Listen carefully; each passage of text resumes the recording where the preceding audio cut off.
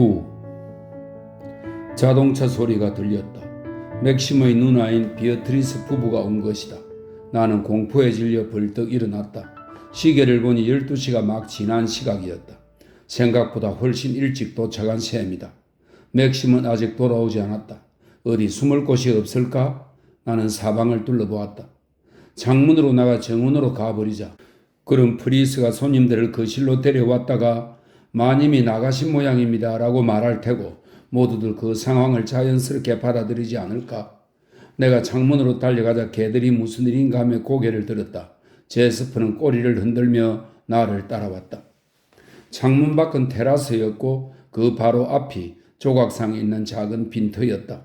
내가 철쭉들을 헤치고 나아가려는 순간 사람들 목소리가 가까이에서 울렸다. 나는 얼른 방으로 되돌아갔다. 손님들이 정원을 따라 다가오는 중이었다. 프리스가 안내하며 마님이 거실에 있다고 말하고 있었다. 나는 서둘러 응접실 쪽으로 빠져나와 왼쪽에 있는 문을 열었다. 그리고 돌로 된 긴 복도에 나타났다. 나는 그 복도를 따라 뛰어가면서 자신의 바보스러움을 한탄했다. 왜 이렇게 배짱이 없는 거지? 하지만 그 순간에는 도저히 손님들을 마주할 자신이 없었다. 복도는 저택의 뒤쪽으로 연결되는 것 같았다.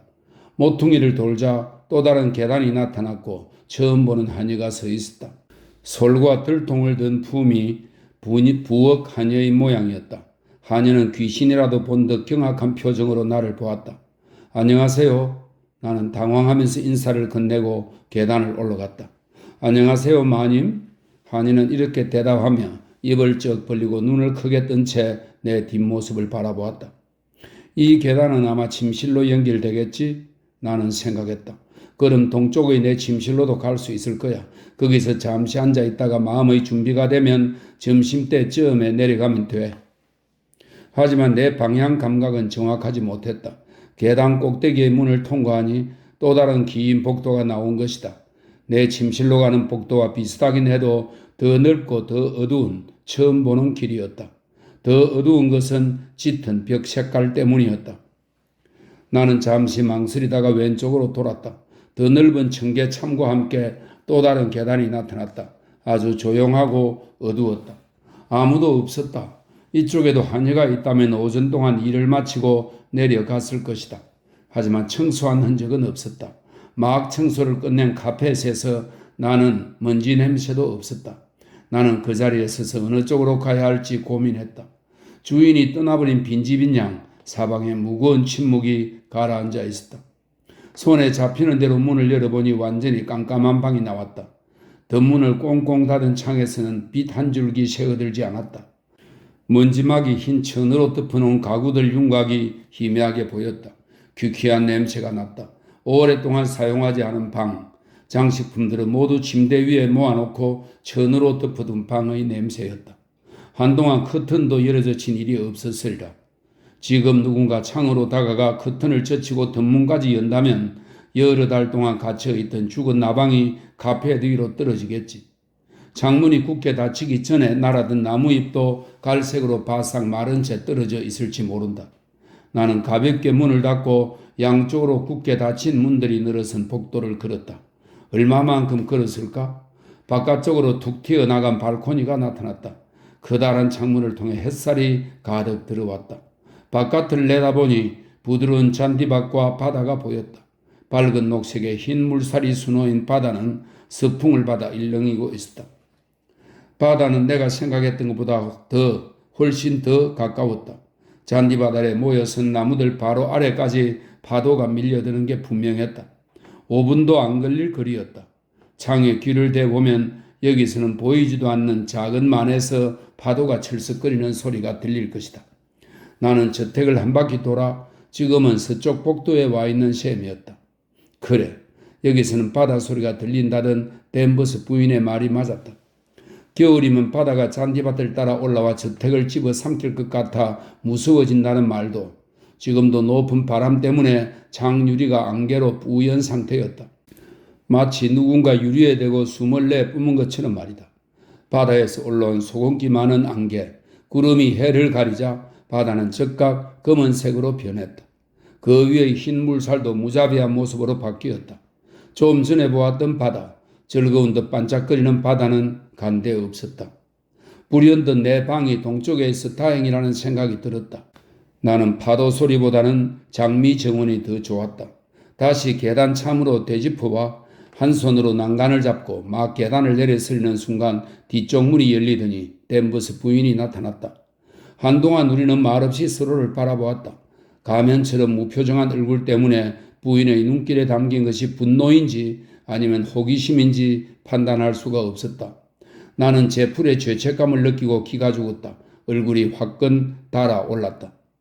길을 잃었어요. 제 침실로 가리는 중이었지요. 저택 반대편으로 오셨습니다. 이곳은 서쪽 부분입니다. 네, 저도 그렇게 생각했어요. 어디 들어가 보셨나요? 아니요. 그냥 문만 열어보았을 뿐 들어가지는 않았어요. 캄캄하고 먼지막이 천을 씌워 두었더군요. 미안해요. 귀찮게 할 생각은 아니었어요. 저택 이쪽은 완전히 닫아두는 모양이군요.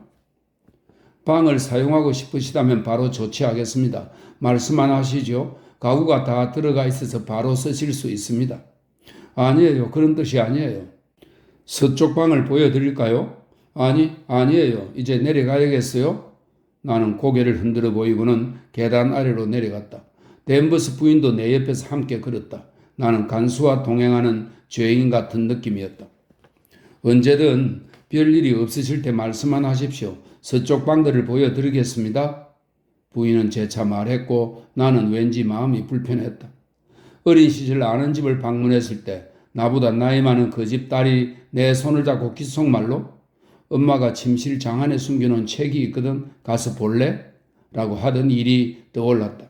그 애의 하얀 얼굴, 기대감에 빛나는 작은 두 눈, 그리고 내 손을 꼭 잡던 그 촉감까지도. 계단을 다 내려오자 부인이 또 다른 문을 열고 비켜서 내가 지나가도록 했다. 두 눈이 내 얼굴을 응시했다. 고맙습니다. 그렇게 하지요. 어느덧 우리는 홀로 이어지는 계단 꼭대기에 서 있었다. 어떻게 길을 잃으셨는지요? 서쪽으로 통하는 문은 아주 다르게 생겼는데요. 이 길로 가지 않았거든요. 그렇다면 뒤편의 돌로 된 복도로 가신 모양이군요. 그래요. 돌로 된 복도를 따라갔어요. 나는 부인의 눈길을 피했다. 댄버스 부인은 왜 갑자기 그 시를 떠나 저택 뒤편으로 갔느냐고 묻는 듯 계속 나를 바라보았다. 갑자기 부인이 쭉 지켜보고 있으리라는, 서쪽에서 헤매는 내 모습을 훔쳐보았으리라는 생각이 들었다. 레이시 소령 부부께서 기다리고 계십니다. 12시 조금 넘어 도착하셨죠? 아, 그렇군요. 몰랐어요. 버리스가 그 실로 모시고 갔을 겁니다. 이제 12시 30분이군요. 여기서부터는 방향을 아시겠지요? 그럼요. 나는 계단을 내려갔다. 부인이 뒤에 서서 나를 바라보고 있었다. 이제 그 실로 돌아가 맥심의 누나 부부를 만나야만 했다. 침실의 숨기는 다 틀렸다. 응접실로 들어가면서 뒤를 돌아보니 댄버스 부인이 검은 옷을 입은 보초처럼 여전히 계단 위에 서 있었다. 나는 그 실문의 손잡이를 잡고 잠시 서서 말소리에 귀를 기울였다. 내가 위층에 올라가 있는 동안 맥심이 영지 관리인을 데리고 돌아온 모양이었다. 방 안은 사람들로 꽉 찬 것 같았다. 어린 시절 손님들과 악수하라고 불려 나왔을 때 자주 느끼곤 했던 그런 곤혹스러움이 나를 사로잡았다. 손잡이를 돌리고 들어서자 모두들 말을 멈추고 일제히 내 쪽으로 고개를 돌렸다. 이제야 나타나셨군. 맥심이 말했다. 대체 어디에 숨어 있었던 거요? 수색대를 보내야겠다고 생각하는 중이었어. 이쪽이 비어트리스 누님이고 이쪽이 매형인 자일스, 그리고 이쪽은 프랭크 크롤리시오. 조심해요. 개를 밟을 뻔했으니. 비어트리스는 키가 크고 어깨가 넓은 미인이었고 눈과 턱 부분이 맥심과 아주 닮았다. 하지만 내 예상과 달리 영리하기보다는 시원시원한 사람이었다. 아픈 개를 성심껏 간호하고 말에 대해 잘 알며 총을 잘 쏘는 그런 사람 말이다. 비어트리스는 내게 입을 맞추지 않고 내 눈을 똑바로 보며 악수했다. 그러고는 맥심을 향해 생각했던 것과 전혀 다른 사람이군. 너가 편지에 쓴 것과는 하나도 맞지 않잖니? 라고 말했다. 모두들 소리내 웃었다. 나도 따라 웃었지만 그게 나를 추어 올리는 웃음인지 깎아내리는 웃음인지는 알 수 없었다. 비어트리스는 어떤 모습을 예상한 것인지 맥심이 편지에 어떻게 써보냈는지 궁금하기도 했다. 이어 맥심이 내 팔을 이끌고 자일스 앞으로 데려갔다. 커다란 손을 내밀어 내 손을 비틀듯 힘주어 잡은 자일스의 두 눈은 뿔테 안경 뒤에서 다정하게 웃고 있었다. 그리고 플랭크 크롤리요. 나는 마지막으로 목 울대뼈가 유달리 튀어나온 마른 남자 앞에 섰다. 나를 바라보는 그의 두 눈에 안도감이 깃들어 있었다. 이유야 궁금했지만 곧 프리스가 들어와 와인잔을 건넸고 비어트리스가 말을 걸어왔으므로 생각할 시간이 없었다. 맥심 말이 어젯밤에야 돌아왔다면서? 나 몰랐어. 알았다면 이렇게 빨리 쳐들어왔을 리가 있나? 그래, 맨들 일본이 어때요? 아직 보지 못한 게 더 많긴 하지만 아주 아름다운 곳이라고 느꼈어요. 비어트리스는 나를 아래 위로 훑어보았다. 하지만 댄버스 부인처럼 아기를 담아 차갑게 노려보는 시선은 아니었다. 게다가 신우이에게는 나를 판단할 권리가 충분히 있지 않은가? 용기를 줄이는 듯 맥심이 옆에 와서 내 팔을 잡고 섰다. 넌 훨씬 좋아 보이는구나? 비어트리스가 맥심에게 말했다. 살도 좀 붙은 것 같고 고마운 일이야. 아마 올케 덕분이겠지? 비어트리스는 나를 보며 고개를 끄덕였다. 저 늘 이 정도 체구였잖아요. 누나는 자일스처럼 뚱뚱하지 않으면 다 아프다고 생각하는 모양이에요. 무슨 소리? 6개월 전에 너희 꼴이 어땠는지 모른다는 거냐? 그때 널 보고 몸이 완전히 망가졌구나 싶어서 내가 얼마나 걱정을 했는데.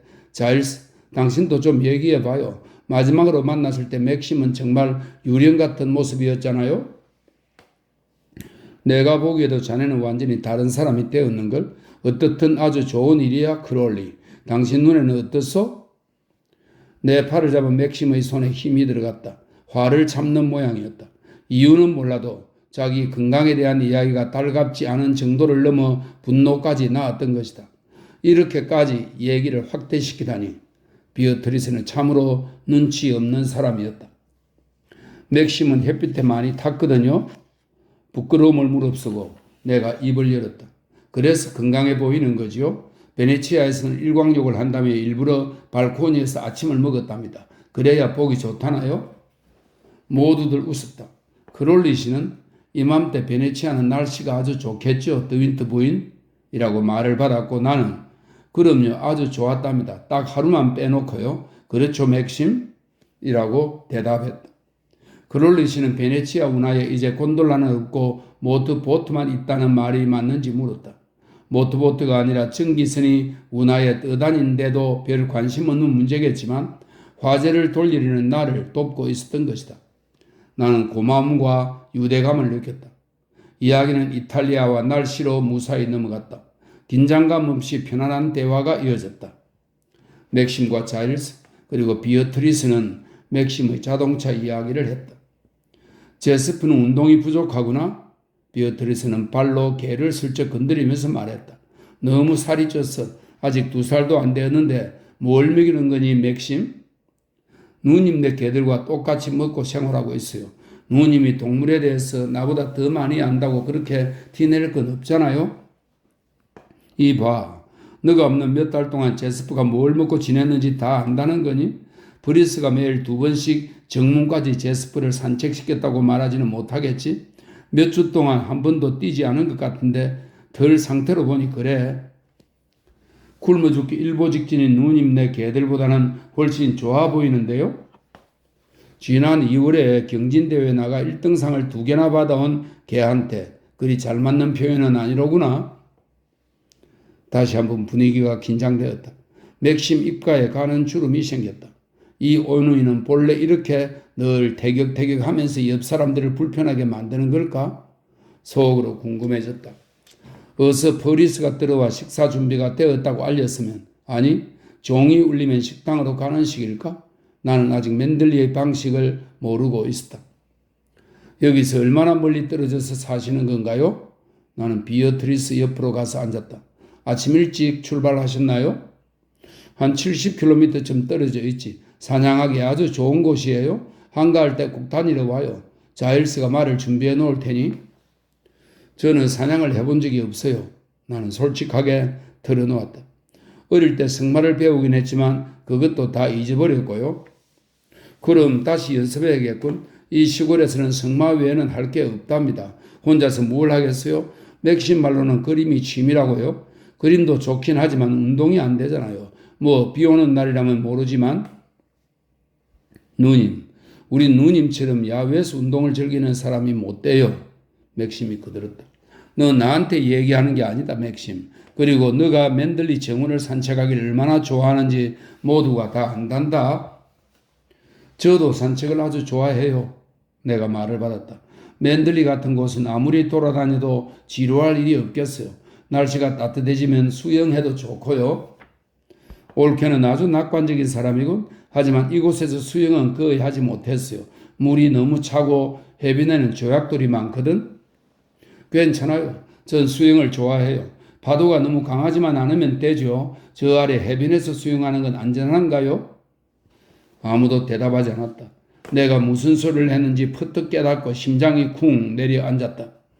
나는 어찌할 바를 모르고 허리를 굽혀 제스퍼의 귀를 쓰다듬었다. 비어트리스가 침묵을 깼다. 제스퍼에게 수영을 시키면 좋겠다. 그럼 살이 빠질 거야. 하지만 만에서 수영하는 건 좀 힘들겠지. 그렇지 않니, 제피스? 아이, 착해라.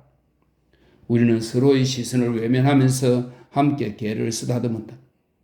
배가 고파 죽겠군. 대체 점심은 언제 먹을 수 있는 걸까? 맥심이 말했다. 이제 겨우 1시인걸요? 저 선반 위에 놓인 시계로는 말입니다. 크롤리 씨가 대답했다. 저 시계는 늘 빨리 갔지. 비어트리스가 한마디 했다. 이제는 정확해요. 맥심이 말을 받았다. 그때 문이 열렸고 브리스가 들어와 식사 준비가 끝났다고 알렸다. 우선 손부터 씻어야겠어? 자일스가 자기 손을 쳐다보며 말했다. 모두들 자리에서 일어나 응접실을 통과해 홀로 갔다.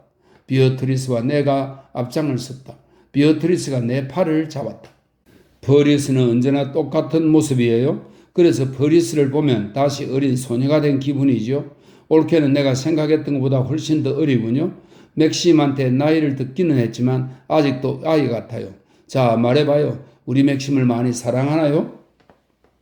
그런 질문을 받으리라고는 상상도 하지 못했다. 비어트리스는 내 놀란 얼굴을 보더니 가볍게 웃으며 내 팔을 잡은 손에 힘을 주었다. 대답할 필요 없어요. 얼굴을 보니 알겠네. 내가 주책이지요? 용서해요. 만나기만 하면 싸우는 오누이라고는 해도 난 늘 동생 걱정이랍니다. 오늘 보니 맥심이 많이 나아져서 마음이 놓이네요. 작년 이맘때쯤은 정말 걱정이 많았죠. 당신도 이야기를 들어 다 알고 있겠지만 하녀들이 기다리는 식당에 거의 도착했고 또 남자들도 가까이 다가왔기 때문에 비어트리스는 입을 다물었다. 나는 자리에 앉아 냅킨을 펼치면서 내가 작년에 일어난 비극적 사건의 세세한 정황에 대해 아무것도 모른다는 것, 맥심이 아무 이야기도 해주지 않았고 나 역시 묻지 않았다는 것을 비어트리스가 안다면 뭐라고 말할지 궁금해했다. 식사 시간은 순조롭게 흘러갔다. 긴장된 말싸움도 거의 없었다. 비어트리스가 신경을 쓴 덕분인지도 몰랐다. 맥심과 비어트리스는 맨들리에 대해, 정운에 대해, 말에 대해, 친구들에 대해 이야기를 나누었고 그 왼편에 앉은 크롤리 씨는 내게 편한 말 상대가 되어주었다. 자일스는 대화보다 음식에 집중하고 있었는데 가끔씩 내 존재를 기억해내는 듯 한마디씩 던지고 했다. 스플레를 2접시째 받아든 자일스가 맥심에게 물었다. 계속 같은 요리사를 쓰는 게지? 영국에서 제대로 된 음식을 내놓는 것은 맨들리 뿐이라고 늘 비어트리스에게 말하곤 했다네. 예전에 먹어본 수플레 맛 그대로인데? 요리사는 아마 계속 바뀔 겁니다. 하지만 음식 맛은 똑같죠. 댄버스 부인이 조리법을 다 갖고 있거든요. 댄버스 부인은 참 대단한 사람이야. 자일스가 내 쪽을 돌아보며 물었다.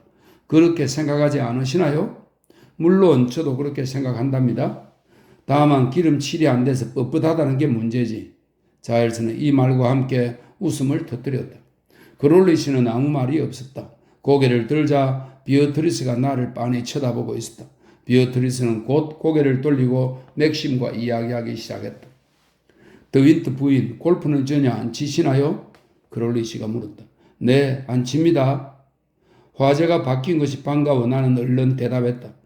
댄버스 부인이라는 화제에서 벗어날 수만 있다면 칠 줄도 모르고 경기 규칙도 전혀 모르는 골프 이야기를 몇 시간 듣는데도 상관없었다. 골프는 구체적이면서도 안전한 아무런 위험도 없는 화제였다. 치즈와 커피가 나왔다. 언제쯤 내가 자리를 떠야 하는 것인지 알 수 없었다. 계속 맥심 쪽을 살폈지만 그는 아무런 신호를 보내지 않았다. 자일스는 눈밭을 내치고 자동차를 꺼낸 이야기를 장황하게 늘어놓고 있었다. 어떻게 해서 그런 얘기가 나왔는지 알 수 없는 노릇이었다. 나는 예의 바르게 귀를 기울이며 가끔 고개를 끄덕이고 미소를 지었다. 식탁 반대편에 앉은 맥심은 조바심이 나기 시작하는 눈치였다. 마침내 이야기가 끝나자 맥심은 얼굴을 약간 찌푸린 채 고개를 문 쪽으로 획 돌리는 것이 보였다. 나는 거적시 자리에서 일어났다. 그 바람에 식탁이 흔들리면서 자일스의 와인 잔이 엎질러지고 말았다. 당황하여 허둥지둥 냅킨을 짚으려 하자 맥심이 말했다.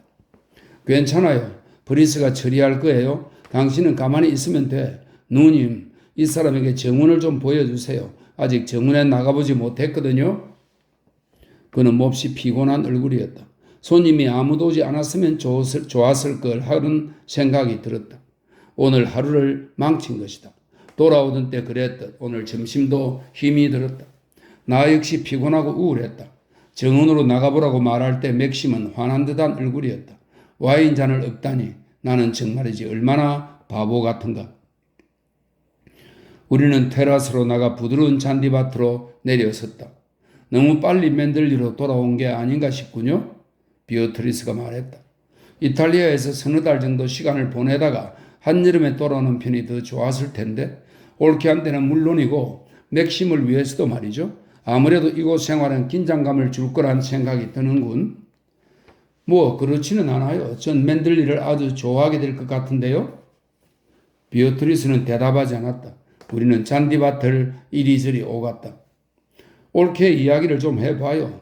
남프랑스에서는 뭐라고 있었던 거죠? 맥심 말로는 수준 이하의 어떤 미국 여자랑 함께 지냈다고 하던데? 나는 베노프 부인에 대해 맥심과의 만남에 대해 이야기했다. 비어트리스는 내 말을 들으면서도 어쩐지 다른 생각에 빠져 있는 듯 했다. 아, 그렇군요. 그래서 모든 일이 갑자기 일어난 거군. 어떻든 결혼 소식을 듣고 우리는 아주 기뻤답니다. 영원히 행복하기를 바라요. 고맙습니다. 어째서 우리가 행복할 거라고 말하는 대신 행복하기를 바란다고 했을까? 비어트리스는 친절하고 호의적이다. 하지만 그 목소리에는 우려하는 빛이 살짝 섞여 있었다. 맥심이 편지를 보내 남프랑스에서 당신을 만났다고 아주 젊고 예쁜 아가씨라고 알렸을 때 솔직히 나는 좀 충격을 받았어요. 동생의 재혼 상대는 사교계에서 인기 있는 귀족 처녀가 될 거라 생각했거든. 아까 그 실에서 올케를 처음 보았을 때는 정말이지 기절할 뻔했다니까. 비어트리스는 큰 소리로 웃었다. 나도 따라 웃었다. 하지만 기절할 뻔한 이유가 실망인지 안도감인지 알 수 없었다. 불쌍한 맥심, 끔찍한 시간을 견뎌내야 했지. 이제 당신이 그 기억을 지워줄 수 있겠죠? 맥심은 본래 맨들리를 아주 좋아했어요. 한편으로는 비어트리스가 그 일을 자연스럽게 털어놔주면 좋겠다 싶었지만 다른 한편 마음속 더 깊은 곳에서는 알고 싶지도 이야기를 듣고 싶지도 않은 기분이었다. 우리 오누이는 닮은 점이 거의 없지요. 성격은 정반대고 난 상대가 좋은지 싫은지 내가 화가 났는지 기분이 좋은지 바로 얼굴에 드러내버려요. 감추는 게 없죠. 맥심은 전혀 달라요. 아주 조용하고 침착하지. 그 마음속이 어떤지 절대 알 수 없다고 할까? 난 작은 일에도 발끈하여 폭발하고는 곧 끝내버리죠. 하지만 맥심이 폭발하는 일은 1년에 한두 번이랄까? 그리고 그럴 때면 완전히 이성을 잃어버리죠. 그 애가 올케에게 폭발하는 일은 없을 것 같네. 올케는 아주 차분해 보이니 말이야. 비어트리스는 미소 지으며 내 팔을 꽉 잡았다. 나는 차분하다는 것에 대해 생각했다. 차분하다는 것은 조용하고 편안하다는 뜻이겠지. 무릎 위에 뜨개질감을 놓고 고운 이마를 드러낸 사람이 연상되었다. 불행하지도 의욕에 괴로워하지도 않는 사람. 나처럼 공포에 걸리거나 걸핏하면 손톱을 물어뜯거나 어디로 가야 할지 방향을 모르고 헤매는 일 따위는 없는 사람 말이다. 기분 나빠하지 말고 들어요. 올케는 머리를 좀 손질해야 할 것 같네요. 곱슬곱슬하게 만들어야 하지 않을까? 지금은 너무 직모잖아. 그런 머리는 모자를 쓰면 이상해요. 그리고 머리카락은 귀 뒤로 넘기는 게 좋아요. 나는 시키는 대로 머리카락을 넘기고 상대의 반응을 기다렸다.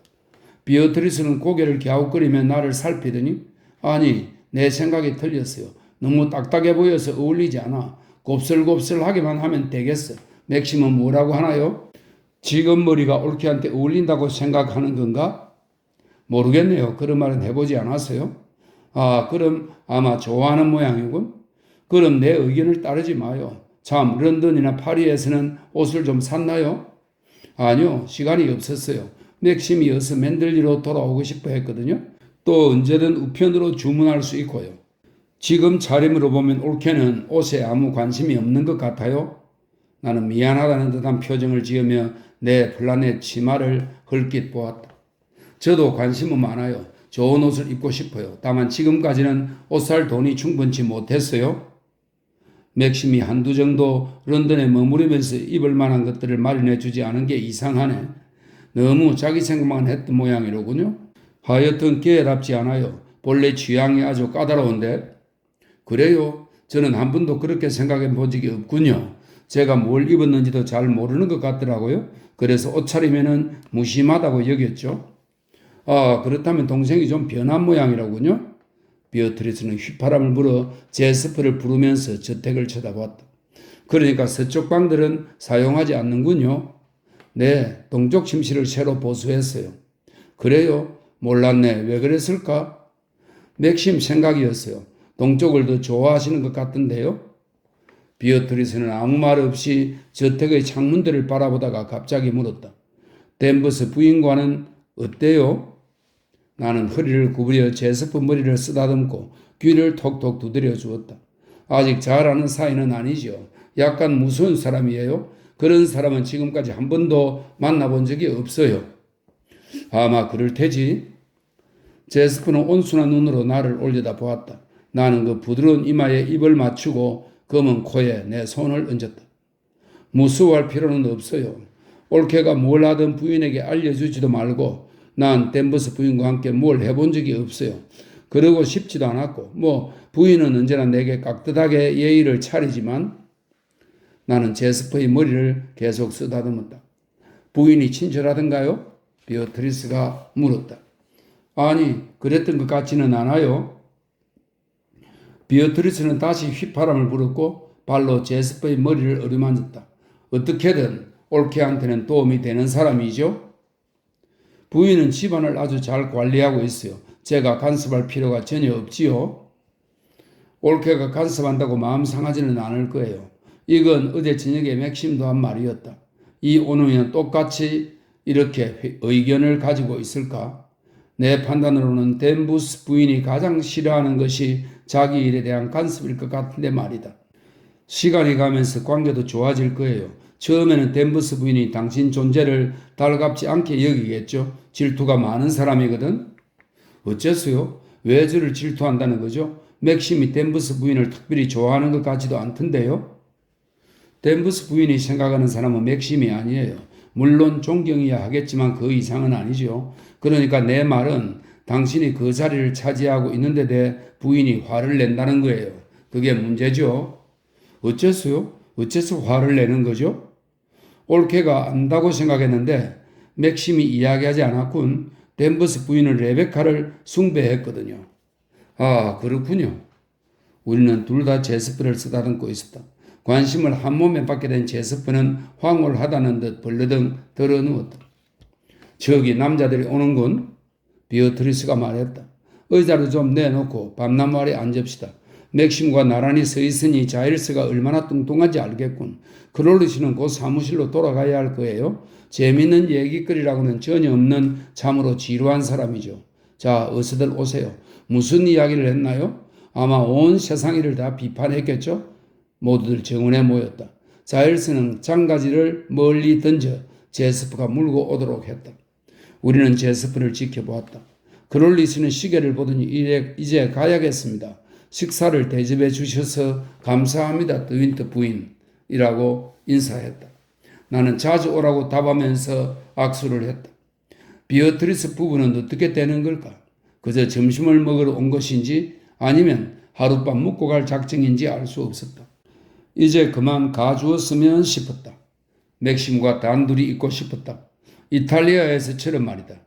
우리 네 사람은 밤나무 아래에 앉았다. 로버트가 의자와 무릎 담요를 가져왔다. 자일스는 벌렁 눕더니 모자를 내려 눈을 가렸다. 곧 그는 입을 벌리고 코를 골았다. 시끄러워요.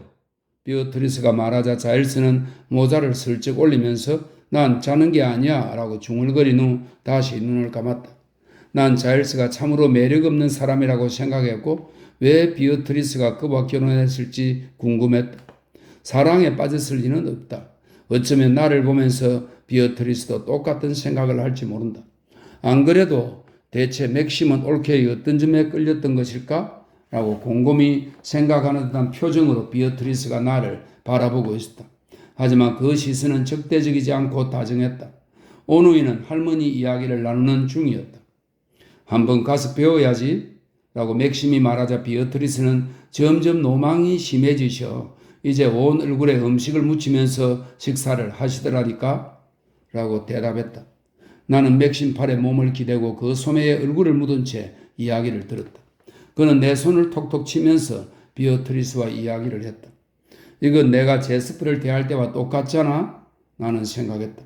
지금 나는 제스프처럼 굴고 있어. 그는 생각날 때마다 나를 어루만지고 그럼 난 기분이 좋아지지. 그건 내가 제스프를 좋아하듯 나를 좋아하는 거야. 바람이 잦아들었다. 나른하고 평화로운 오후였다. 막 깎은 잔디에서는 한여름처럼 달콤하고 풍성한 냄새가 났다. 자일스는 모자를 들어 머리 위로 날아다니는 벌을 쫓았다.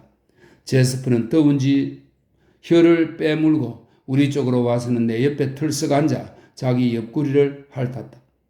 햇살이 저택의 수많은 창문을 비추었고 창문에는 잔디밭과 테라스의 풍경이 비쳤다.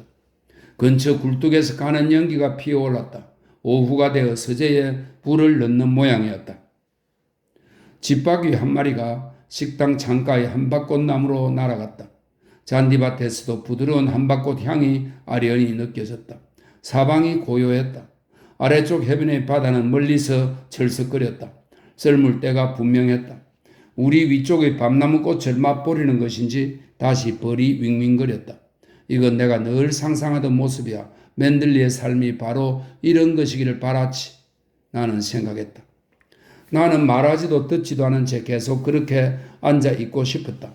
모두가 행복하고 만족스러운 벌 한 마리가 윙윙거린다고는 해도 완벽하게 나른하고 편안한 그 순간을 지키고 싶었다.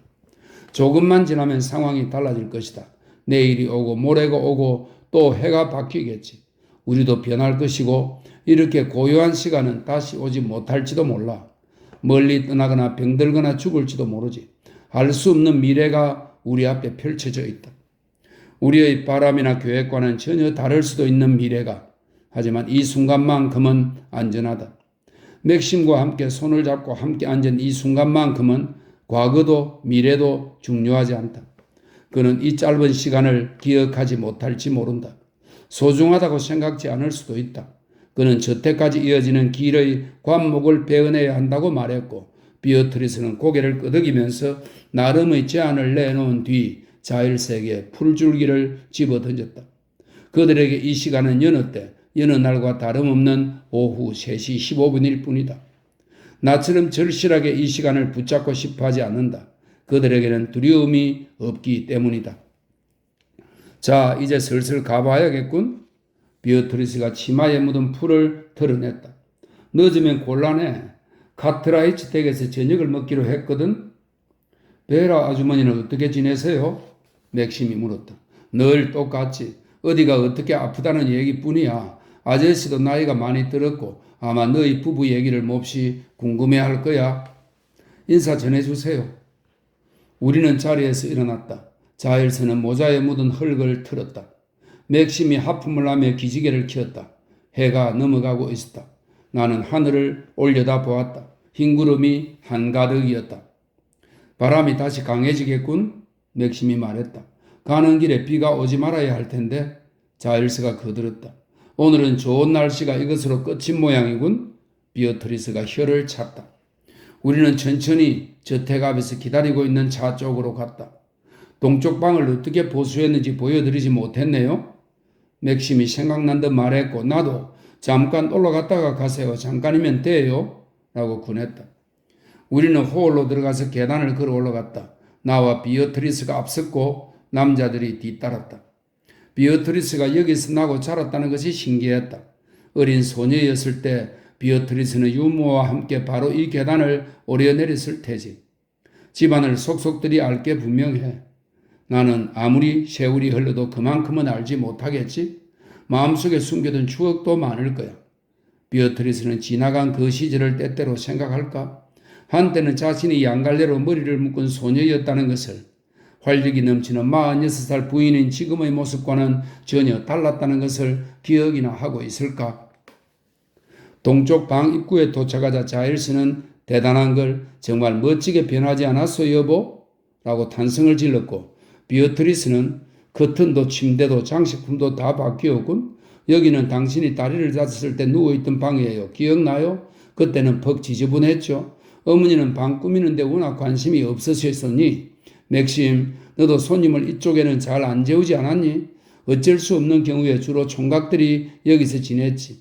아주 몰라보게 바뀌었구나. 장미 정원을 내려다보는 것도 좋고 라고 맞받았다. 남자들은 먼저 아래층으로 내려갔고 비어트리스는 분을 바른다고 거울 앞에 앉았다. 보수는 다 댄버스 부인이 맡은 건가요? 네, 솜씨가 대단하죠. 그 정도 경력이면 이런 일은 문제없이 해내야지. 비용이 엄청나게 들었을 것 같은데 혹시 물어봤어요? 아니요. 비용을 물어봐도 기분 나빠지는 않을 거예요.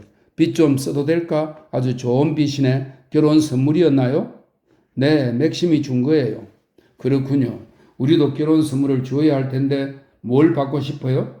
아, 특별히 없어요. 신경 쓰지 마세요. 무슨 소리? 우리는 결혼 선물을 떼먹을 사람들은 아니랍니다. 결혼식에 초대는 받지 못했지만 결혼식은 맥심이 그냥 해외에서 간단하게 하고 싶어 했어요. 기분 상하셨나요? 물론 아니에요. 내가 괜한 소리를 했군. 옳게도 예민하네요. 그건 그렇고 비어트리스는 가방을 떨어뜨리는 바람에 말을 멈추었다. 이런 자물쇠가 망가져버렸나? 다행히 괜찮군. 무슨 얘기를 하려던 참이었죠? 잊어버렸네. 아 맞다. 결혼 선물 얘기였죠? 내가 적당한 걸 찾아봐야겠네. 보아하니 보석에는 별 관심이 없는 것 같고 나는 대답하지 않았다. 동생과 올케는 평범한 신혼부부와는 또 다르지. 최근에 결혼한 친구 딸은 침대 보니 커피 잔이니 식탁 의자니 하는 것들을 선물로 받더군. 난 전기 스탠드를 주었지. 런던 헤르즈 백화점에서 5파운드나 주고 샀어요. 참, 런던에 가서 옷 살 생각이 있으면 내가 아는 양재사를 소개해 줄게요. 디자인이나 솜씨가 아주 좋고 또 정직한 사람이거든. 비어트리스는 화장대에서 일어나 옷 매무새를 다듬었다. 손님을 많이 초대할 작정인가요? 모르겠어요. 맥심은 아무 말 없더군요. 참, 동생 속은 아무도 모른다니까. 한때는 온 집안이 손님으로 가득 차 침대 하나도 여유가 없던 때가 있었죠. 하지만 올케는 비어트리스는 갑자기 입을 다물고 내 팔을 두드렸다. 그럼 두고 봅시다. 올케가 말도 안 타고 사냥도 안 한다니 유감이에요. 아주 죄밌는 취미인데 아마 배도 타지 않겠지? 네, 안 타요. 그건 감사한 일이군. 비어트리스는 문을 나섰고 나도 뒤따라 복도를 나갔다. 언제든 들러요. 난 누구든 마음 내킬 때 들러라고 말하죠. 날짜를 정하고 초대하고 하는데 신경을 쓰기에는 인생이 너무 짧거든. 감사합니다. 우리는 계단 위에서 호흡을 내려다보았다. 남자들은 바깥으로 나가는 계단에서 기다리고 있었다. 어서 내려와요. 비가 올 것 같아. 맥심도 풀잎이 옆으로 누웠다고 하더군.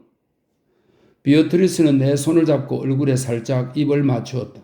잘 있어요. 내가 무리한 질문을 너무 많이 했다면 잊어주고 하지 말아야 할 말도 많이 해버렸네. 맥심도 말하겠지만 내가 워낙 생각 없이 떠드는 편이어서요. 아까도 말했지만 올케는 정말 내 예상하고는 전혀 다른 사람이에요. 비어트리스는 날 가만히 바라보더니 휘파람을 불며 담배를 꺼내 불을 붙였다.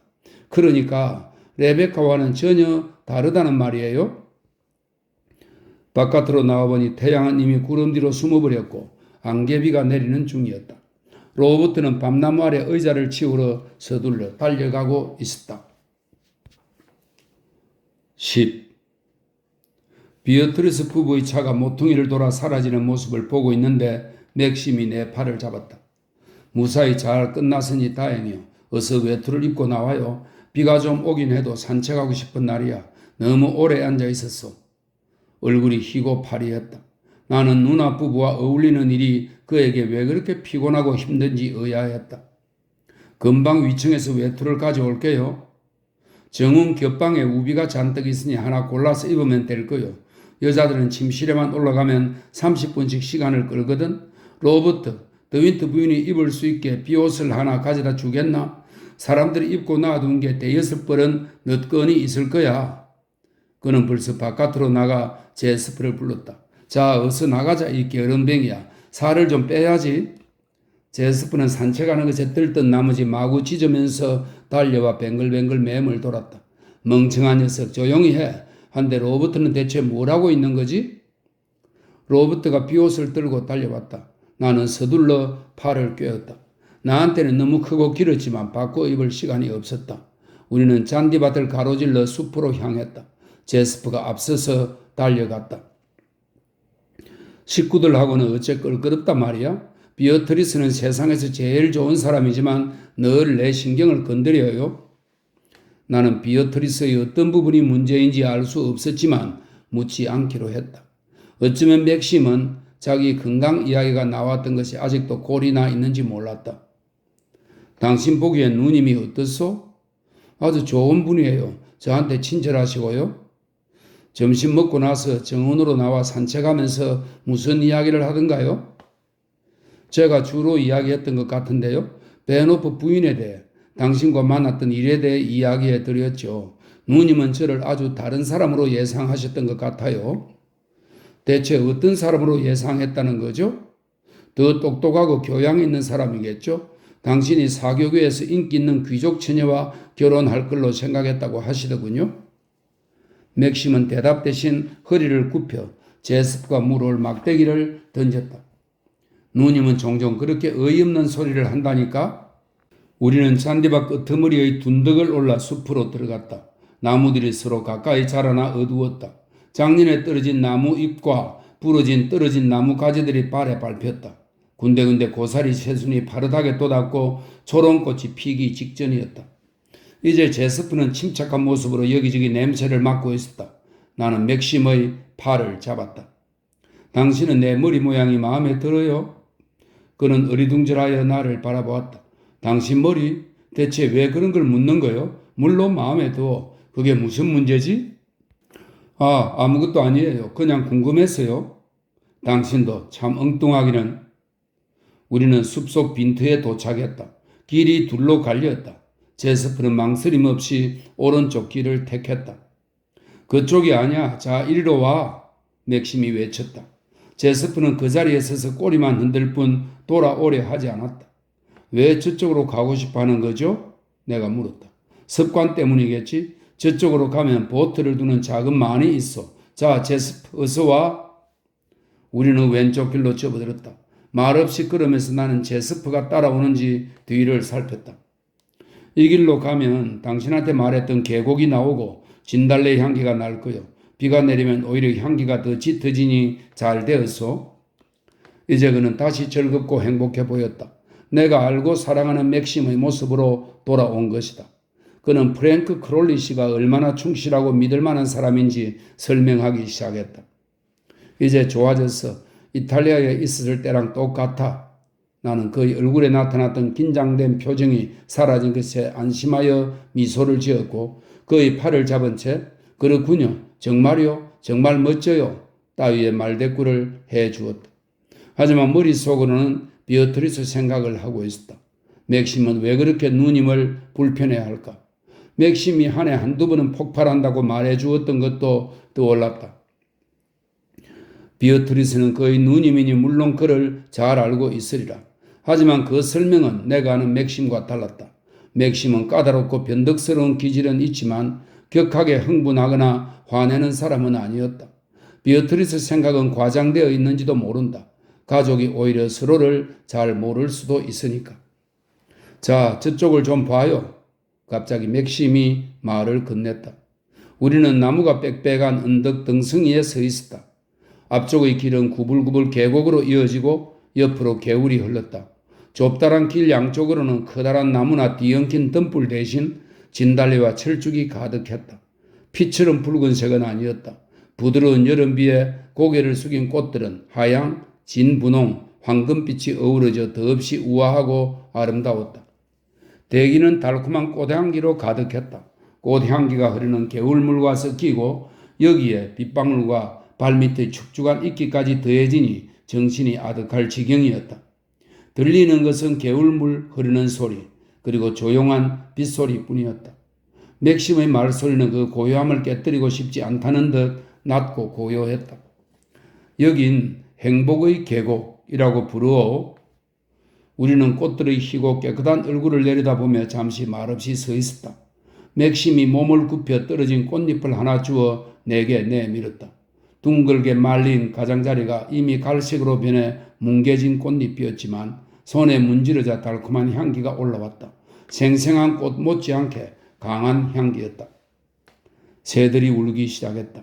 쥐바퀴 한 마리가 개울물 소리를 배경으로 맑은 소리를 냈고 잠시 후 뒤쪽 숲에 숨은 쥐바퀴가 대답을 했다. 그러자 어느 틈에 온 사방이 새 울음소리로 채워졌다. 계곡으로 내려가는 우리 등 뒤로 새들 소리와 꽃향기가 계속 따라왔다. 마법의 세계 같았다. 그토록 아름다운 곳일 줄은 상상조차 하지 못했다. 언제 맑았나 싶게 잔뜩 찌푸린 하늘도 끊임없이 내리는 비도 계곡의 아늑한 고요를 깨뜨리지 못했다. 비와 개울은 하나로 섞였고 눅눅한 대기를 갖는 쥐바퀴의 청명한 울음이 조화를 이루었다. 내 옷자락에 길가의 진달래꽃이 스쳤다. 물을 잔뜩 머금은 꽃잎이 내 손에 물방울을 떨어뜨렸다. 발밑에서는 갈색으로 변한 축축한 꽃잎들이 여전히 강렬한 향기를 내뿜었고 여기에 이끼와 흙, 고사리 줄기, 구불구불한 나무 뿌리의 냄새까지 합세했다. 나는 맥심의 손을 잡았다. 아무 말도 할 수 없었다. 행복의 계곡이 가진 마법에 빠져버린 것이다. 드디어 맨들리의 진수를 만난 것이다. 내가 알고 사랑해야 할 맨들리 말이다. 처음 도착하면서 보았던 검은 숲, 빛빛으로 이글거리는 그만한 철쭉은 잊어버렸다. 거대한 저택도, 발소리가 크게 울리는 홀도, 먼지막이 천으로 덮인 서쪽 방들도 머리에서 사라졌다. 그곳에서 나는 침입자였다. 나를 모르는 방들을 기웃거리고 내 것이 아닌 의자와 책상을 사용하는 그런 침입자. 하지만 이곳은 달랐다. 행복의 계곡은 누구든 환영하는 분위기였다. 길 끝까지 가자 꽃들이 머리 위에서 아치를 이루었다. 허리를 굽혀 아치를 지나고 머리의 빗방울을 털며 일어섰더니 어느새 해변이었다. 계곡과 진달래, 나무, 들은 모두 뒤로 물러나고 몬테카를로의 어느 오후에 맥심이 내게 설명해 준 대로 하얗고 단단한 조약돌이 널린 바닷가로 나온 것이다. 맥심은 내 놀란 표정을 보며 미소 지었다. 충격적이지? 생각지도 못했던 바다가 불쑥 나오니 말이요. 변화가 너무 갑작스러워 누구나 놀란다오. 그는 조약돌을 하나 집어들어 제스프가 물어오게끔 멀리 던졌다. 제스프는 조약돌을 뒤따라 날렵하게 질주했다. 길고 검은 귀가 바람에 풀렁였다. 마법은 깨졌다. 우리는 다시 인간으로 돌아왔다. 해변에서 돌을 던지기도 하고 파도가 물러간 자국을 따라 걷기도 하는 두 인간. 밀물이 들어와 파도가 만으로 밀어닥쳤다. 작은 바위들은 물밑으로 사라졌고 해초가 조약돌을 씻어냈다. 우리는 커다란 나무 판자를 건져내 해변으로 끌어올렸다. 맥심은 눈가의 머리카락을 넘기며 환하게 웃었다. 나는 물보라에 젖어버린 비옷 소매를 걷어올렸다. 주위를 둘러보니 제스프가 없었다. 이름을 부르고 휘파람을 불어도 개는 돌아오지 않았다. 나는 근심스러운 눈으로 이미 밀물이 차오른 만 아래쪽을 살폈다. 아니, 저기 떨어졌을 리는 없어요. 그랬다면 우리가 봤을 테니.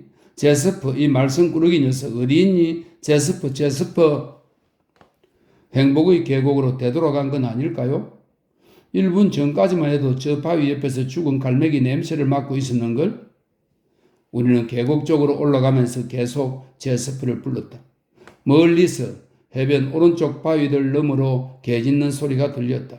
저 소리 들려요? 저쪽으로 넘어갔나 봐요? 나는 소리를 따라 미끄러운 바위를 넘어가기 시작했다. 돌아와요. 맥심이 날카로운 소리로 말했다. 그쪽으로는 가지 맙시다. 멍청한 개는 알아서 길을 찾을 거요. 나는 머뭇거렸다. 어디 떨어져 버렸는지도 몰라요. 가서 구해줘야지. 제스프가 다시 짖었다. 이번에는 소리도 더 멀었다. 저거 봐요. 데리러 가야겠어요. 제스프가 밀물 때문에 못 빠져나오는지도 모르잖아요. 녀석은 괜찮을 거요. 그냥 내버려 두라니까. 제스프는 돌아가는 길을 훤히 알아요. 짜증스러운 목소리였다. 나는 못 들은 척하고 바위 틈으로 걷기 시작했다. 가장자리가 들쭉날쭉한 커다란 바위가 앞을 막고 있었으므로 나는 개 짖는 소리로 방향을 짐작해야 했다. 미끄러지고 넘어지기도 여러 번 있었다. 제스프를 그냥 버려두다니 맥심은 너무했다. 게다가 밀물이 들어오지 않는가. 시야를 막던 바위 옆을 지나 앞을 바라보니 놀랍게도 또 다른 해변이 나왔다. 아까와 비슷하지만 더 넓고 더 둥그렇다. 돌로 쌓은 작은 방파제가 작은 만을 가로지르고 있었고 그 앞은 자인이 만든 작은 항구였다. 부표가 보였지만 보트는 없었다. 이쪽 해변도 흰 조약돌이 많았다. 하지만 아까 갔던 곳보다는 더 가파르게 바다로 이어졌다.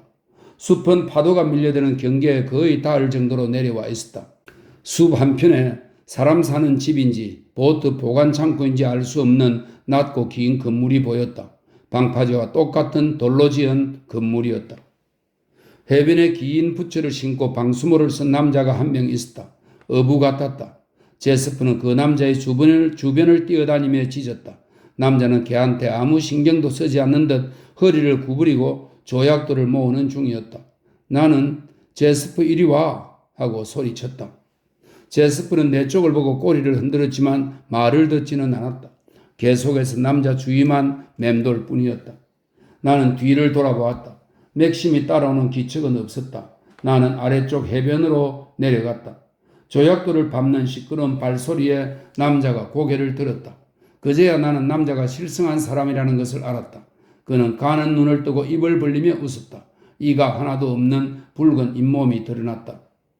좋은 날, 그렇지? 그가 말했다. 안녕하세요. 날씨가 좋다고는 하기 어렵네요. 그는 연신 웃으면서 나를 바라보았다. 조개를 찾는 거야. 여긴 조개가 하나도 없어. 아침부터 팠는데. 그거 참 안 됐네요. 그래, 여긴 조개가 하나도 없어. 어서 이리 온 제스프. 늦었어. 어서 가자. 하지만 제스프는 잔뜩 흥분한 상태였다. 바람과 바다 때문에 정신이 이상해진 모양이었다.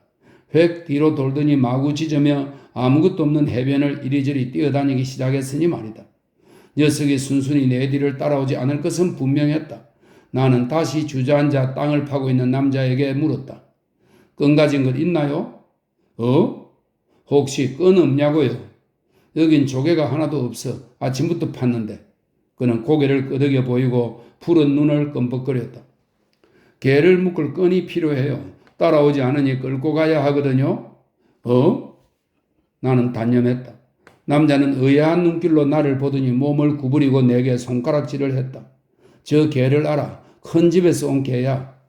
맞아요. 그리고 지금 데려갈 생각이에요? 당신 개가 아니야.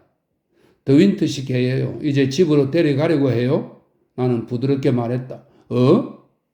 나는 다시 한번 제스프를 불렀지만 제스프는 바람에 날리는 깃털을 쫓아다니는 중이었다. 창고에 끈이 있을 것 같았다. 나는 그쪽으로 걸어갔다. 창고 앞에는 풀이 무성했고 군데군데 쇠기 풀도 섞여 있었다. 한때는 정원이었으리라.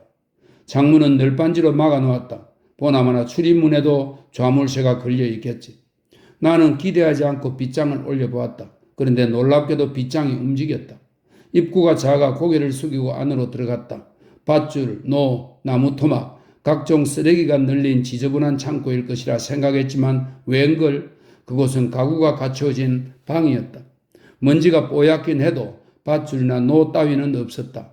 책상과 테이블, 의자, 소파 겸용 침대 등을 벽에 밀어붙여 놓았다. 컵과 접시가 놓인 찬장, 책이 꽂힌 책장, 장식용 모형 배도 보였다. 한순간 나는 사람 사는 집, 아마도 저 실성한 사람이 사는 집인가 하고 생각했다. 하지만 다시 둘러보니 최근에 누가 살았던 흔적은 없었다. 녹슨 벽난로는 한동안 불을 떼지 않은 듯 했고 먼지 투성이 바닥에는 발자국이 없었으며 찬장 그릇에는 곰팡이가 푸른 문양을 그려놓았다. 귀퀴한 냄새가 났다. 장식용 모형 배에는 거미줄이 매달려 유령선 같은 모습이었다. 아무도 살지 않는 곳, 아무도 찾지 않는 곳이 확실했다. 출입문은 내가 열어젖힌 그대로 벌어진 채 삐걱삐걱 흔들거렸다. 빗방울이 툭툭 지붕을 때렸다. 소파 겸용 침대는 쥐가 쏠았는지 구멍이 나 있었다. 가장자리가 삐뚤삐뚤한 구멍이었다. 몹시 습하고 추웠다. 어둡고 답답했다. 그 공기가 싫었다. 오래 있고 싶지 않은 곳이었다. 지붕을 때리는 빗방울 소리도 싫었다. 빗소리가 방 전체를 울리는 듯 했다. 열린 출입문에서도 빗방울 떨어지는 소리가 들렸다. 나는 주위를 둘러보며 끈으로 쓸만한 것이 없나 찾았다. 아무것도 없었다. 방 끝에 또 다른 문이 있었다. 거리로 다가가 문을 밀어보았다. 알지 못하는 것과 맞닥뜨려야 하는 불편함, 조금은 두려운 마음으로 말이다. 무언가 무섭고 위험한 것이 있을지도 몰랐다. 말도 안 돼. 괜한 걱정이야. 안으로 들어가니 바로 그것이 창고였다. 밧줄이면 노, 돛, 배전에 다는 완충판, 삿대로 움직이는 작은 배, 페인트 등 보트에 필요한 잡동사니들이 보였고 선반에는 녹건더미와 녹슨 주머니 칼이 놓여 있었다. 드디어 필요한 것을 찾은 셈이었다. 나는 주머니 칼로 녹건을 일부 잘라낸 후 다시 방으로 돌아왔다.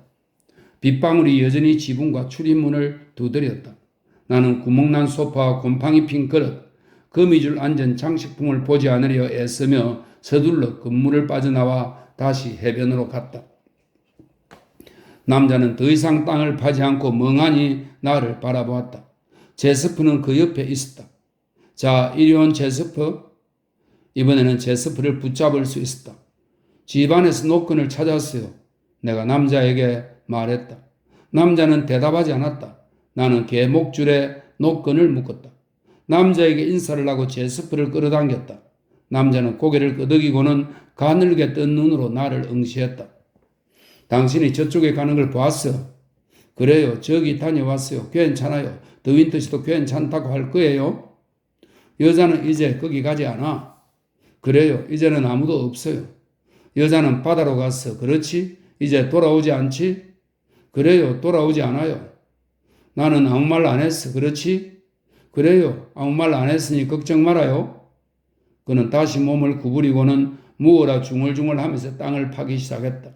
조약돌 해변을 가로지르자 바위 근처에서 맥심이 기다리고 있었다. 주머니에 손을 찔러 넣고서 말이다. 미안해요. 제스프가 말을 듣지 않았어요. 끈을 찾아야 했어요.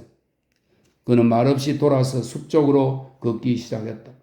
저쪽 해변으로 돌아가지 않고요? 내가 물었다. 그럴 필요 없어. 우린 여기 있으니. 짤막한 대답이었다. 우리는 다시 건물 앞을 지나 숲길로 접어들었다. 오래 끌어서 미안해요. 제스프 때문이었어요. 저 남자를 보고 막 짖더군요. 저 사람은 누구죠? 벤이요. 위험할 것 없는 바보지. 그 아버지가 우리 집 하인이었어. 농장 근처에 살고 있지. 노크는 어디서 구했어? 해변 돌집 안에서요. 문이 열려 있었어?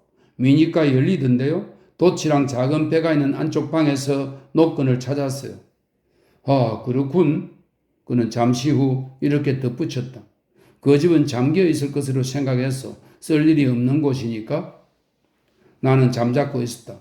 내가 뭐라 할 일이 아니었다. 배인이 문이 열려 있다고 하던가? 아니요. 제 말을 하나도 못 알아듣는 것 같던데요. 배인은 사실 그렇게까지 바보는 아니요. 원하기만 하면 충분히 똑똑하게 말할 줄 알아요. 아마 수십 번 그 집을 떠나들었을 거요. 하지만 당신한테 말해주기 싫었던 거지? 그런 것 같지 않아요. 아무도 오간 흔적이 없던걸요. 온 사방이 먼지 투성이인데 발자국은 하나도 없었어요.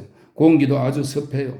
거기 있는 책이나 의자, 소파가 다 망가질까봐 걱정이에요. 쥐도 있는 모양인지 소파를 쏘아 놓았더라고요. 맥심은 대답하지 않았다. 그는 아주 빠른 속도로 성큼성큼 걸었다. 해안에서 올라가는 길은 아주 가팔랐다. 행복의 계곡과는 전혀 다른 풍경이었다. 나무들이 촘촘히 들어서 어두웠고 진달래는 한 송이도 없었다. 굵은 나무가지에서 빗방울이 우두둑 떨어졌다. 외투에 튄 빗방울이 목덜미로 파고들었다. 차가운 손가락이 몸에 닿은 듯 기분이 나빴다. 나는 몸을 떨었다. 계속 바위를 기어오르자니 다리가 아팠다. 제스프도 기운이 빠진 듯 혀를 빼물고 자꾸 쳐졌다. 자, 제스프 빨리빨리 움직여. 노끈을 잡아당기든지 해서 잘 따라오게 해봐요. 누님 말이 맞아요. 저 녀석은 너무 살이 찐 모양이요. 당신 탓이에요. 너무 빨리 걷고 있잖아요. 우린 당신을 따라가기 힘들다고요. 당신이 아까 바위들을 넘어 반대편 해안으로 가는 대신 내 말을 들었다면 우린 이미 집에 도착했을 거요. 제스프는 집에 가는 길을 훤히 알아요. 대체 왜 걔를 뒤따라간 건지 모르겠군. 제스프가 떨어진 게 아닐까 생각했어요. 밀물도 걱정이었고요. 내가 제스프를 위험한 상태로 버려두었을 것 같아요. 난 분명히 가지 말라고 했어. 당신은 이제 와서 지쳐버리고 나니까 투덜거리는군. 투덜거리는 게 아니에요. 강철 다리를 가진 사람이라도 이 정도 속도로 걷다가는 지치고 말 거예요. 전 제스프를 찾으러 갈 때 당신이 따라와 줄 걸로 생각했어요. 뒤에서 구경만 하는 대신에 말이에요. 왜 내가 힘들게 저놈을 찾으러 가야 한다는 거지? 바위를 넘어 제스프를 찾으러 가는 일이 아까 저쪽 해변에서 판자를 끌어올리는 일보다 더 힘들 것은 없어요. 당신은 다른 핑계거리가 없으니까 그렇게 말하는 거라고요? 여보, 대체 왜 내가 핑계거리를 찾아야 한다고 생각하는 거요? 아, 몰라요. 이제 그만해요. 그만하기는. 당신이 지금 막 시작하지 않았어. 자, 내가 핑계거리를 찾는다는 게 무슨 뜻이요? 뭘 위한 핑계? 나랑 함께 바위를 넘어가지 않으려는 핑계지요? 자, 그럼 내가 바위를 넘어 다른 해변으로 가지 않으려는 이유가 뭐라고 생각하오? 제가 그걸 어떻게 알겠어요?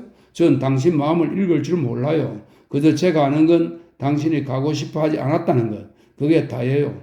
당신 얼굴 표정이 그랬어요. 내 얼굴 표정이 어땠소? 벌써 말했잖아요. 가고 싶어 하지 않는 표정이었다고요? 이제 제발 그만해요. 같은 얘기를 되풀이하는 게 지긋지긋해요. 말싸움에서 지고 나면 여자들은 다 똑같은 소리를 하는군. 좋아요. 난 그쪽 해변으로 가고 싶지 않았어. 이렇게 말하면 됐어. 피비린내가 남아있는 그곳, 그 피려먹을 집에는 근처에도 가고 싶지 않아요. 나와 똑같은 기억을 갖고 있다면 당신도 그곳에 가고 싶지 않을 거예요. 거기에 대해 말하는 것도 생각하는 것도 싫어할 거예요. 자, 이제 됐어? 그는 창백한 얼굴로 눈을 부릅뜨고 있었다. 처음 만났을 때처럼 어두운 길을 잃어느단 표정이었다. 나는 그의 손을 움켜잡았다. 맥심, 제발.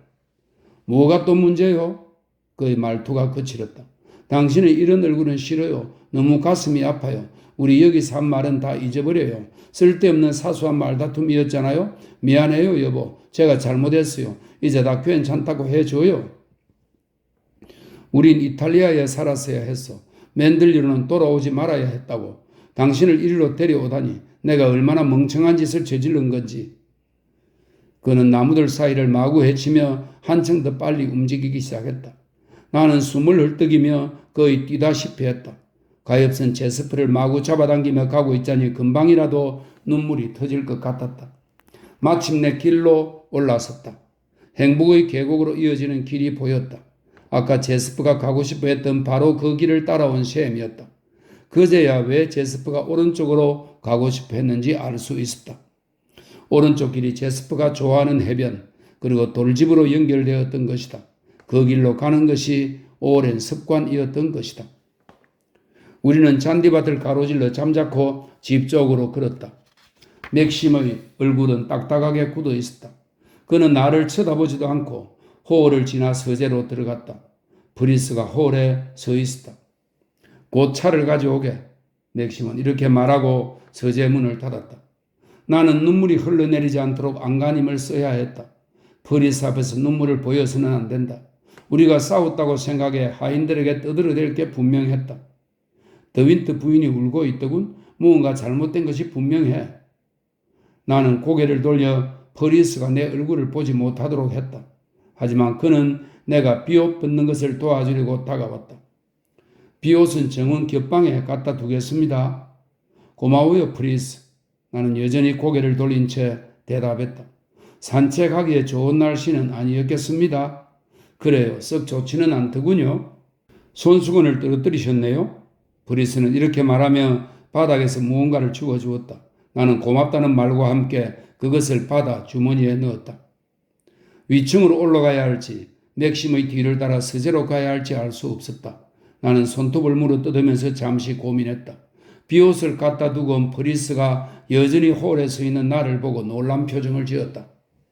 서재에 따뜻하게 벽난로를 피워두었습니다, 마님. 고마워요. 나는 천천히 서재로 가서 문을 열고 안으로 들어갔다. 맥심은 의자에, 제스퍼는 그의 발 아래, 늙은 어미개는 바구니 안에 자리를 잡고 있었다. 맥심은 신문을 읽고 있지 않았다. 나는 그 옆으로 가서 무릎을 꿇고 앉아 얼굴을 기댔다. 이제 그만 나한테 화내지 말아줘요. 내가 속삭였다. 그는 두 손으로 내 얼굴을 받치더니 지친 눈으로 나를 바라보았다. 당신한테 화나지 않았어. 아니, 화났어요. 제가 당신을 화나게, 불행하게 만들었어요. 당신은 갈기갈기 찢기고 상처투성이가 되어 고통받고 있어요. 전 그런 모습을 지켜볼 수가 없어요. 당신을 너무 사랑하니까요. 그렇소? 나를 사랑하오? 그는 나를 꼭 안아주었지만 계속 묻고 확인하고 싶어하는 눈빛이었다. 자신 없고 어두운 눈빛, 고통받고 두려움에 쌓인 어린아이의 눈빛이었다. 여보, 왜 그래요? 왜 그러는 거예요? 그가 대답하기 전에 뒤에서 문 열리는 소리가 났다. 나는 벌떡 일어나 손을 뻗고 장작을 짚는 척했다.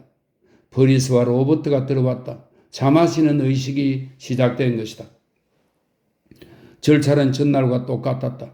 테이블을 놓고 눈처럼인 식탁보를 깔았다. 케이크와 핫케이크, 작은 램프 위에 놓인 은주전자가 차례로 자리를 잡았다.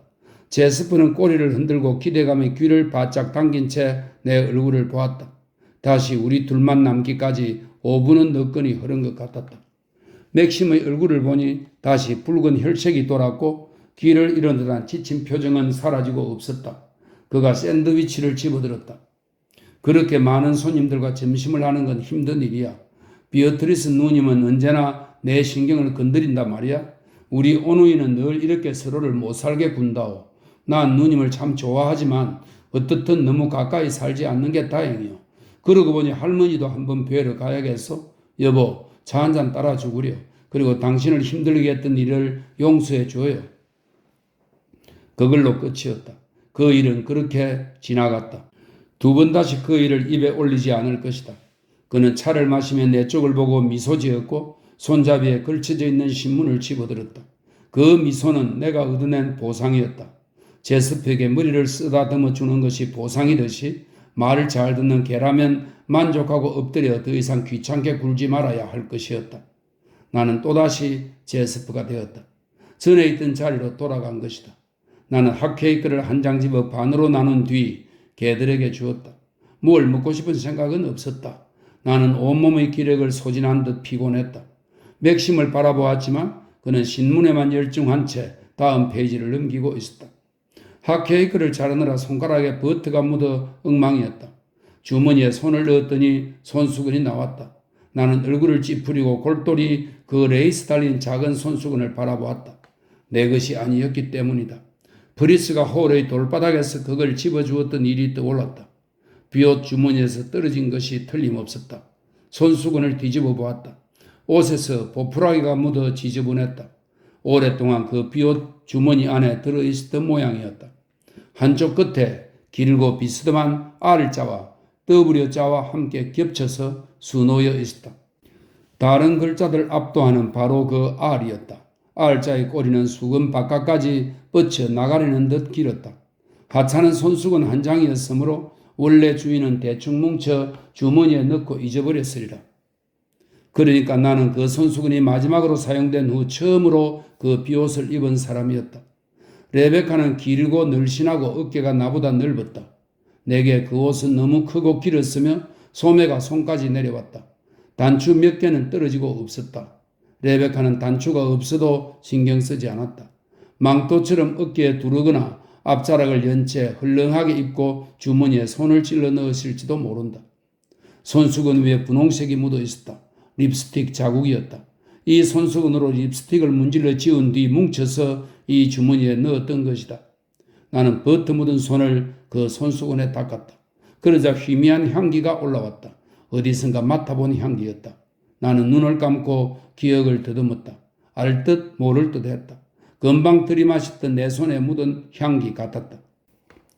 다음 순간 나는 깨달았다. 손수건에 희미하게 남은 냄새는 행복의 계곡에 핀 흰 진달래 꽃잎에서 나는 바로 그 향기였다.